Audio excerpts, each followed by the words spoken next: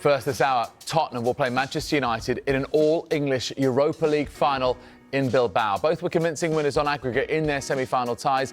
Both have the chance to redeem miserable Premier League campaigns by winning a major European trophy. But let's start off with Spurs. They won 2-0 away at Norwegian side Bodo Glimt to go through 5-1 on aggregate. After a goalless first half, Dominic Solanke put Tottenham ahead before Pedro Porro made it 2 after an intended cross flew into the top corner. And after all the talk of an artificial pitch and tricky conditions inside the Arctic Circle, well, Spurs were comfortable on the night. 6 years on from their unforgettable win over Ajax in the semi-finals of the Champions League. And, of course, that also led to an all-English final against Liverpool. Ange Postecoglou famously said he always wins something in his second season. And now, despite sitting 15th in the Premier League table, Spurs are one game away from achieving that dream.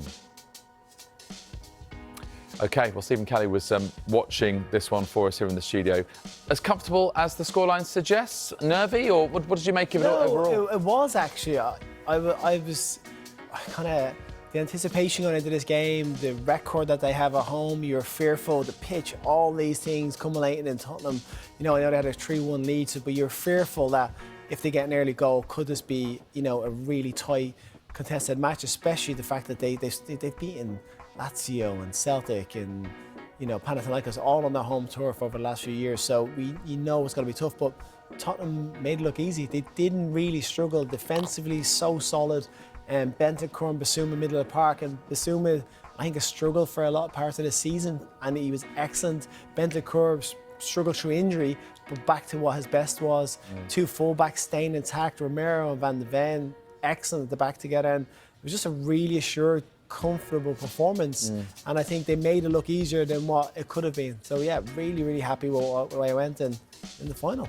Dominic Solanke seems to be just picking up a bit of momentum now. You know, more comfortable in the Spurs shirt, perhaps. You know, that very high price tag, you know, seems to have sort of been earned back with some crucial goals, and you needed that goal to settle the nerves. Yeah, I think for Solanke as well, for every forward, goals is what's important for their confidence, for the team. They're judged on that.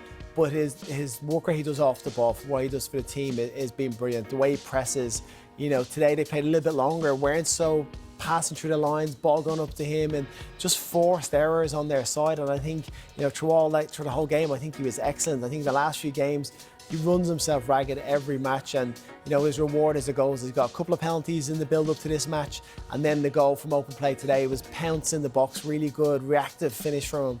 So, yeah, he's been a really important player, and the fact that he was fit, you know, you wrap him with cotton wool going to that final. I don't think Tottenham can take any risks with those starters between now and the season. The Premier League is done. They're going to finish 17th, 15th, 14th. It's not going to have a huge impact on their season. This is their season, and those players all have to come through it. I'll come back to that point in a second. Christian Romero, in terms of his contribution for that goal, I mean, seemed to be in the air an awful long time. That, for me, was critical, wasn't it? You know, he's captain, leads by example, needs to have an impact. Yeah, huge moment from him. And I think his discipline in the game was excellent. In the last match, he showed a glimpse of what he can go over that line. But he always finds that fine margins, and today his performance was excellent. A lot of rumours, a lot of circulation about where he's going to be next season.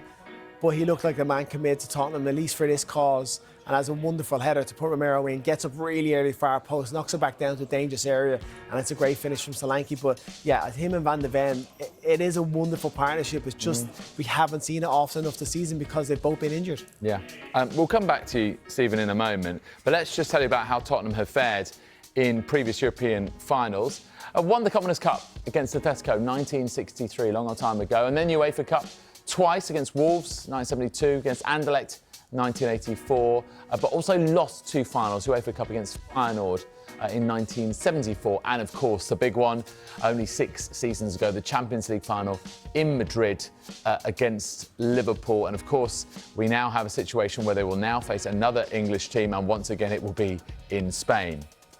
The reason is that Manchester United await Spurs in the final. They came from behind to beat Athletic Club 4-1 on the night at Old Trafford, 7-1 on aggregate. United given a bit of a scare in the first half when Ernesto Valverde's side took the lead. A loose pass from Harry Maguire led to a curling effort from Mikel Haurigizar which beat Andre Onana. After half-time, Mason Mount came off the bench and equalised for United. Very lovely, deft, Cruyff turn, curling finish into the bottom right-hand corner. Mount's first goal at Old Trafford. 8 minutes later, United went ahead on the night. Bruno Fernandes' free kick headed in by Casemiro to make it 2-1. And just before full-time, Amad Diallo set up Rasmus Højlund to make it 3-1. Before then, well, Mount got in on the act again, producing a stunning long-range finish into an empty net as it finished 4-1. So United into the final in Bilbao. It is their third final in 3 years. Ruben Amorim, who has seen his team drop to 15th in the Premier League, has the chance to win a major European trophy just 6 months since taking over from Erik ten Hag. Mike Phelan was watching this one with us. And again, I mean, you know, the scoreline 7-1 suggests this was easy over the two legs for United. Perhaps not the full picture. Well, the scoreline was convincing, yeah. You know, without a shadow of a doubt. I mean, they did the damage away from home in a two-legged competition. 3-0 should be comfortable. But in that first 60, 70 minutes, it was all really, athletic. You know, it was all athletic. And it's a credit to them. They actually came with a good game plan. They were fearless. They got at United. And they made United, you know, work for it. You know, there's a bit of chaos in that defence at times. But United was so wasteful at times as well, going forward. Had a couple of opportunities. I think up to the substitutions, one attempt on goal, you know, and then the substitution changed it. Amad and obviously Mount changed the course of the game. It just got United a little bit further up the field. Obviously, you know, the opposition have to gamble a little bit if they want to really take something from the game. But all credit to United. They stuck to the task and they're in the final. And that was everything they've been asked to do, is get to this final. And not only that, they've got to go and win it. You know, it's just in their court now. And the opposition's going to be Tottenham, who have played well against United in the past.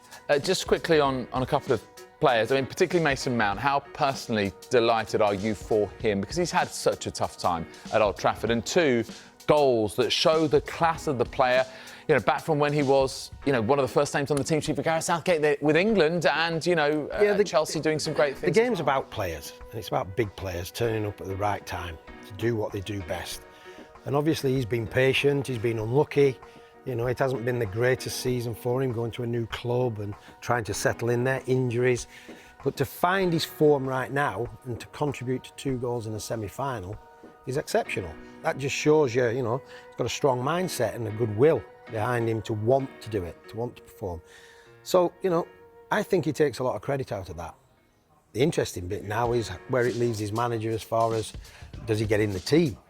You know, I would think that Mount possibly now will see the season out, hopefully be in the team for the final. That'll be what he'll be, that's the question he's asking. And also Amad, I think Amad has justification as well, because he is a bright spot when he comes onto the field. Yeah. I must say, the crowd were always with United. Even though they may have been a bit edgy at times, they were always there with them. But I think when you're 3-0 up, that's what you would expect. Yeah, but it's a night at Old Trafford again where the supporters are different, a different class in a European game.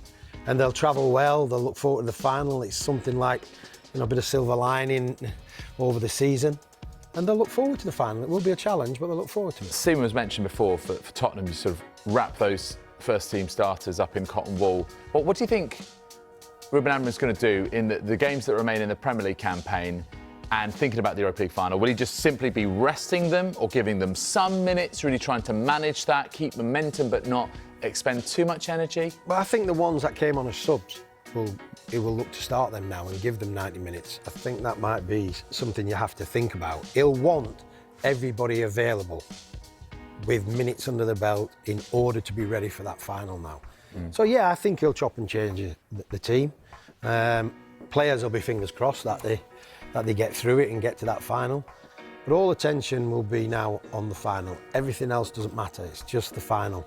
And I think, again, for both managers are in the same position, having had definitely a poor season, both clubs. Yeah. They've got this little cherry, this little reward to look forward to, and it's going to be winner takes all. Yeah. It's the season saver in the Basque Country, isn't it? Got a little idea for you guys, if you're up for it.